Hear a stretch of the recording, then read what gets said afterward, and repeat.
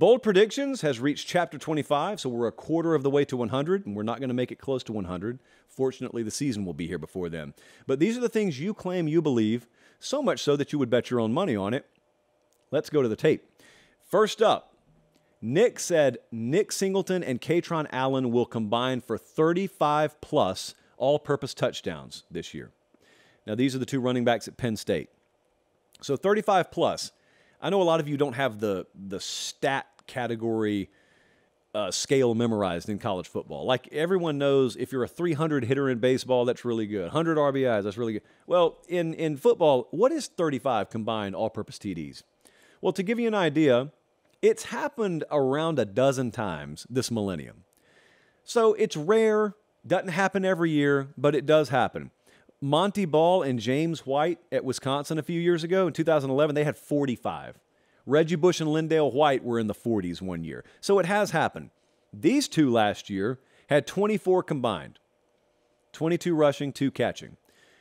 I think this is a 7.5 on the boldness scale. I think they're going to get close to it this year. I think they could actually do this. Reason number 1, offensive line has improved. Reason number 2, Clifford was a threat to sneaking in himself down inside the 5-yard line. Drew Aller, not as much.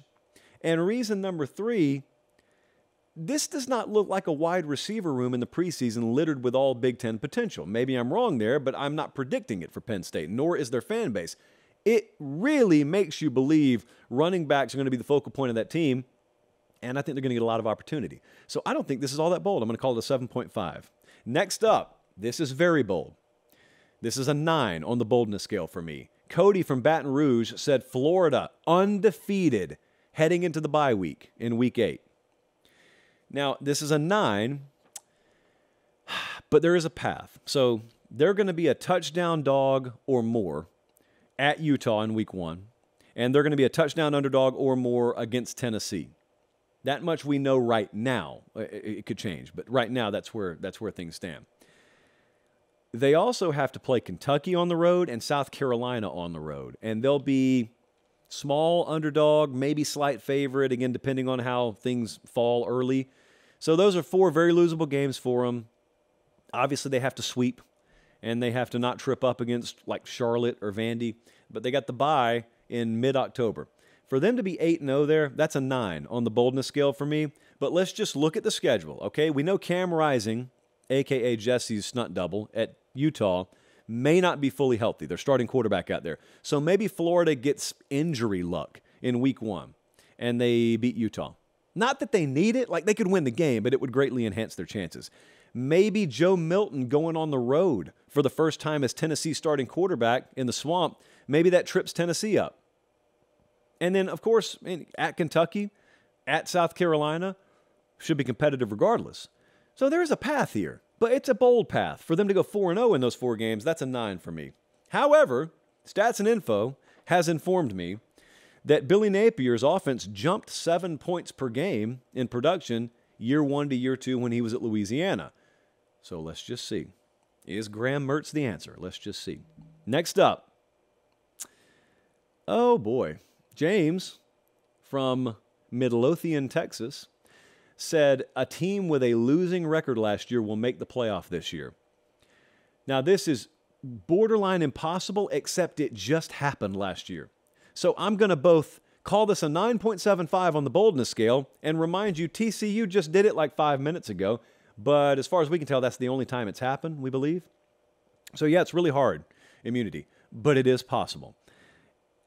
5-7. That was what TCU improved from, 5-7 to make the playoff. They didn't even win the Big 12, and they still made the playoff. So who could do this? Well, 2 teams jumped out immediately. Texas A&M technically could do this. Oklahoma could do this. And both of those teams have plus 4,000 or better odds to make the playoff. That was to win the title. They got actually much better odds than that to make the playoff. So the other teams involved, if it's not A&M, if it's not Oklahoma, could Miami do this? Could Baylor do this? Could Auburn or Iowa State? Prayers for Iowa State. Could they do this? Unlikely, unlikely, unlikely, no. And so we're probably looking at Oklahoma or A&M. I'm going to call this a 9.75. I know it just happened, but I would challenge you to look before that and find me when it's ever happened. make the playoff, though. You know what? I'm bumping this down to a 9.5. Still bold, but I got to give a little more breathing room. Just making the playoff. That's what we need to have happen here. All right, and lastly, not necessarily a playoff contender we're talking about, but Clay from Abbeville, South Carolina, he weighed in. He said Kansas will win 8 or more games and push for a Big 12 title spot. This is an 8.5 on the boldness scale. So Kansas winning 8 games or more. Remember last year they started 5-0? Then they finished 6-6. So they lost the bowl game too. So they ended up 6-7. It's a really nice start to the year. Jalen Daniels went down with injury, quarterback. He's back. Led FBS in quarterback rating last year. In fact, this Kansas team is number 1 in FBS in returning production this year, if you care about such metrics. Transfers have to pan out on the offensive line. I think they lost all of their starting defensive line, so they got to have transfers, both lines of scrimmage. There is literally no way, even if you're Kansas, to know how that's going to pan out. Defense was 124th in points per game allowed last year. These sorts of things have to improve if you're going to do this. They do play Texas and Oklahoma. They have got Kansas State second to last week of the year. They play Texas Tech, so they get all the big boys. I don't quite think they're going to get to 8 wins, but their over-under win total is 6.5, not 3.5 like it used to be. So there's that. Yeah, I'm going to call that an 8.5. I think that's fair.